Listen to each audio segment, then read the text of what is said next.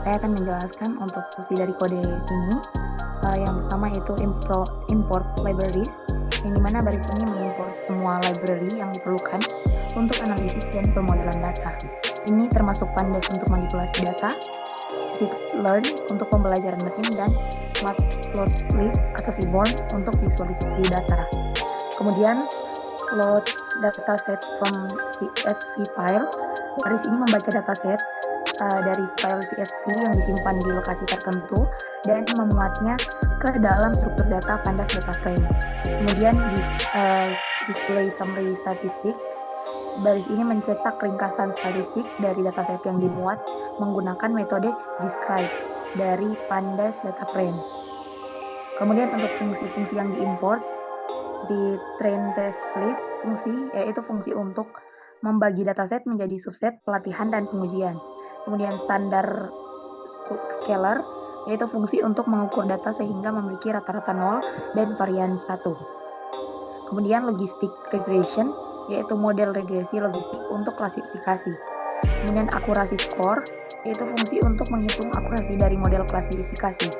Kemudian confusion matrix yaitu fungsi untuk menghitung matriks kebingungan dari model klasifikasi. Kemudian classification report yaitu fungsi untuk menghasilkan laporan klasifikasi yang mengandung presisi, recall, F1 score, dan dukungan untuk setiap kelas. Kemudian PLT yaitu modul untuk membuat plot menggunakan Matplotlib. Kemudian SNS yaitu modul untuk membuat plot yang lebih cantik dan informatif berdasarkan Matplotlib. Nah, kemudian kita akan run dan hasil outputnya akan terlihat seperti pada tampilan berikut ini.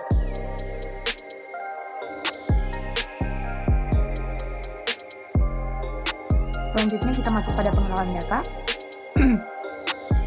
Pada pengenalan data yang pertama ada display summary statistik. Baris ini mencetak pesan summary statistik sebagai judul untuk ringkasan statistik. Kemudian data describe digunakan untuk menghasilkan ringkasan statistik seperti rata-rata, standar deviasi, nilai minimum dan maksimum, dan kuartil dari dataset. Kemudian display digunakan untuk menampilkan output dari data describe dengan tampilan yang lebih rapi. Kemudian display data types and missing values.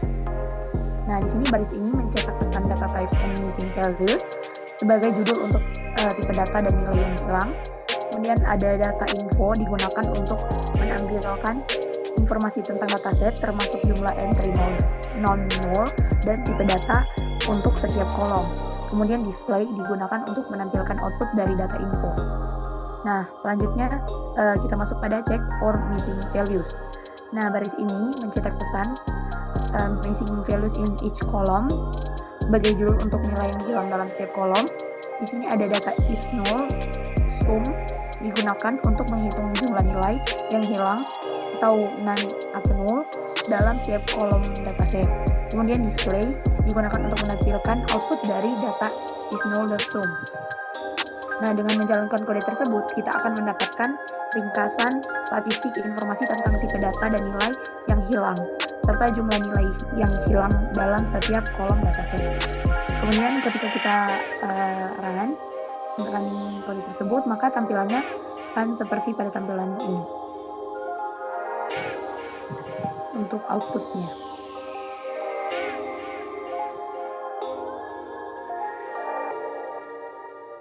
Dan demikian untuk load data dan pengenalan.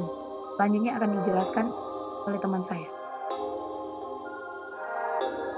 Baik, selanjutnya saya akan menjelaskan pada bagian berikutnya.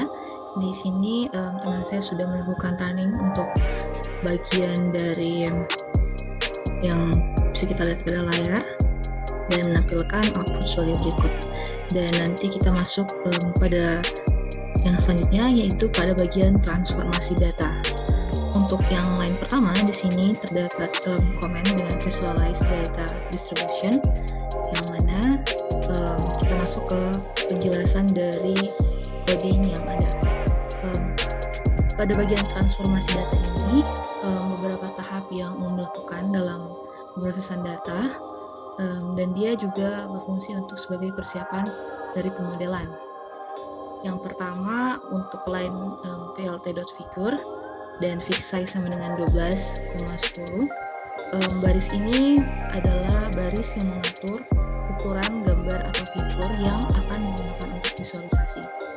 Dan yang selanjutnya yaitu sns.heatmap data.core.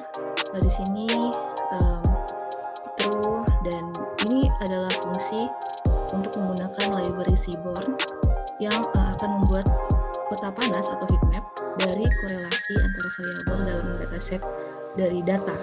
Dan korelasi ini merupakan ukuran seberapa erat hubungan antara dua variabel. Untuk parameter enat sama dengan true ini menandakan bahwa nilai korelasi nantinya akan ditampilkan di atas setiap sel heatmap. Dan untuk bagian FMT sama dengan 2F menentukan format nilai angka. Di sini yaitu desimal dengan 2 digit di belakang koma.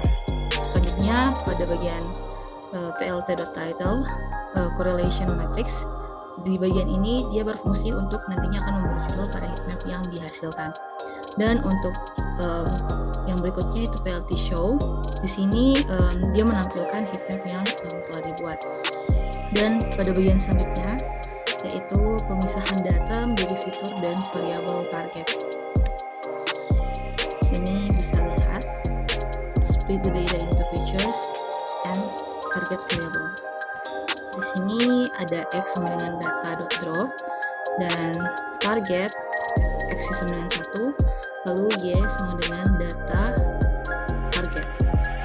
Untuk penjelasannya sendiri, pada bagian X sama dengan data drop atau target, ini merupakan line yang menghasilkan data frame untuk X yang berisi fitur-fitur dari dataset data dengan kolom target yang nantinya akan dihilangkan. Dan untuk yang selanjutnya yaitu pada bagian Y atau Y sama dengan data target. Di sini dia berfungsi untuk menghasilkan series Y yang nantinya berisi variabel target dari dataset data. Lanjut pada yang berikutnya. Di sini split the data into training and testing sets. Di sini xtrain, xtest, ytrain, ytest sama dengan train test split. Dan ini dia isinya. Ada x, ada y, ada test size sama dengan 0,2 dan juga ada random state sama dengan 42. Maksud dari line tersebut ini membagi data menjadi dua set, yaitu set pelatihan atau training set dan juga set pengujian atau testing set. Set pelatihan digunakan untuk melatih model, sedangkan untuk set pengujian sendiri digunakan untuk menguji performa dari model. Lalu selanjutnya parameter test size sama dengan 0,2 ini menunjukkan bahwa 20% dari data akan digunakan sebagai data pengujian, sementara untuk 80% nanti akan digunakan sebagai data pelatihan. Dan yang terakhir, parameter random state sama dengan 42 ini digunakan untuk mengatur keacakan yang digunakan pada proses pembagian data. Dan hal ini nanti memastikan bahwa hasil pembagian data nantinya akan konsisten dan jika kode tersebut dijalankan berkali-kali. Masuk pada yang berikutnya, masih pada transformasi data, yaitu standardize the feature variables. Di sini ada scalar sama dengan standard scalar, ada xtrain sama dengan scalar fit transform xtrain, dan xtest sama dengan scalar transform xtest. Untuk bagian ini sendiri fungsinya yaitu untuk menstandarisasi variabel-variabel fitur dalam set pengujian menggunakan metode transform. Metode ini hanya menggunakan mean dan juga standar deviasi yang telah dihitung dari set pelatihan untuk menstandarisasi data pengujian yang nantinya akan memastikan konsistensi dalam skala antara data pelatihan dan juga pengujian. Dan jika kita menjalankan kode berikut, yaitu transformasi data, dia nantinya akan melakukan visualisasi korelasi data, pemisahan data menjadi fitur dan variabel target, dan juga pemisahan data menjadi set pelatihan dan pengujian, dan yang terakhir yaitu standarisasi variabel untuk digunakan dalam pemodelan kita coba kita run cell dan nanti kita akan lihat apakah outputnya. Dan ini dia, bisa kita lihat di sini sesuai dengan yang ada pada dataset. Di sini ada yang pertama, kita lihat correlation matrix sebagai title-nya, dan di sini menampilkan age, sex, CP, dan seterusnya. Ini sudah sesuai dengan dataset yang ada yang kita ambil dalam Kaggle, dan kita lanjutkan pada proses berikutnya, yaitu pemodelan.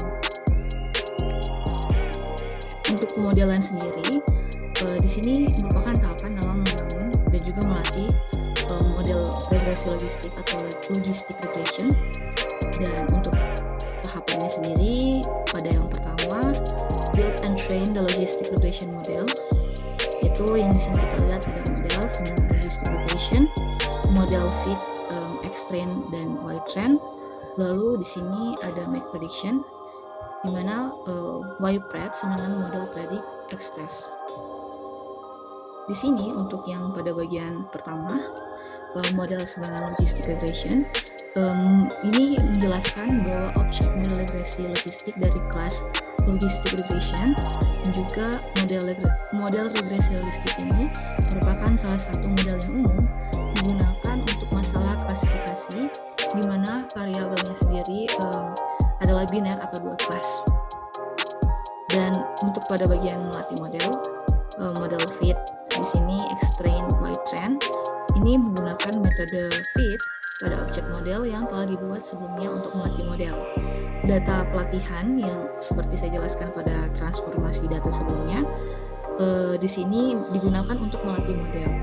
Ini berarti model ini nanti akan belajar dari data pelatihan untuk nantinya menyesuaikan koefisien atau bobot yang paling cocok dengan pola data. Dan untuk yang berikutnya itu Y-pred. Di situ dia setelah model dilatih, baris ini nanti akan menggunakan metode predict pada model untuk membuat prediksi menggunakan data pengujian X-test. Dan model ini nantinya akan menggunakan fitur dari data pengujian untuk membuat prediksi variabel target. Dan hasil prediksi nanti akan disimpan ke dalam variabel dari Y-pred. Dan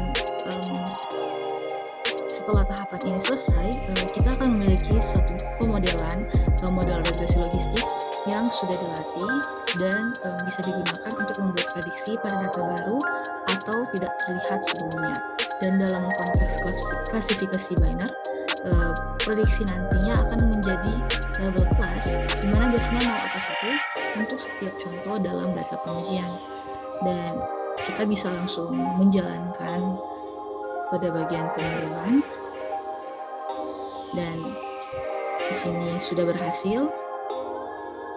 Dan berikutnya dia akan melanjutkan pada bagian dari evaluasi model.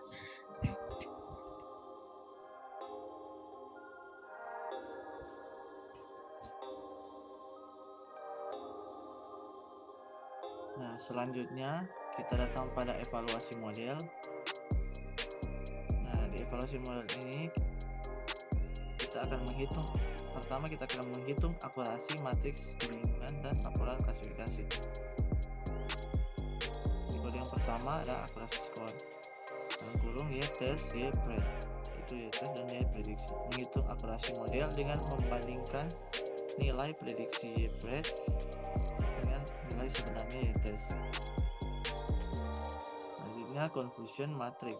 Y-test, Y-pred menghasilkan matriks kebingungan yang menunjukkan jumlah prediksi benar dan salah untuk setiap kelas. Classification report menghasilkan laporan klasifikasi yang mencakup metrik seperti the precision, recall, F1 score untuk setiap kelas. Bin statement ini adalah akurasi matriks kebingungan dalam laporan klasifikasi ke konsol.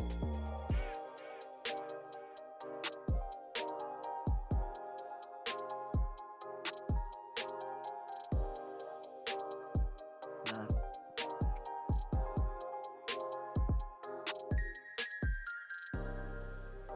selanjutnya yang kedua kedua kita akan datang pada visualisasi matriks kebingungan.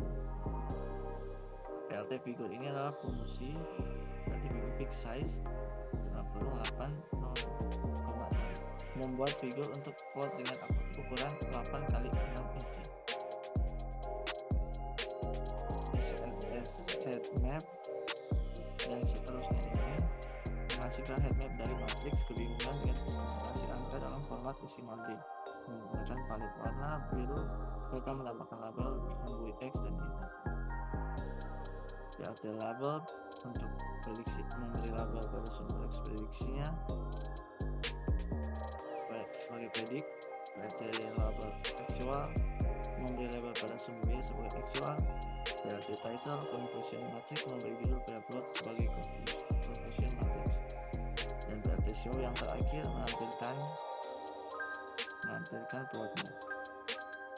Ketika saya tekan run,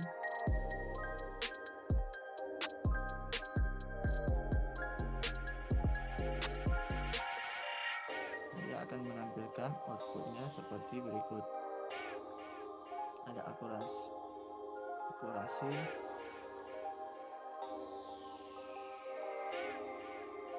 saya ulang dulu yang sebelum-sebelumnya.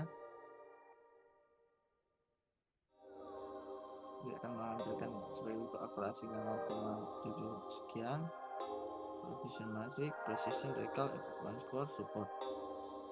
Ini adalah confusion matrixnya. This is misalnya 73, penyakit jantung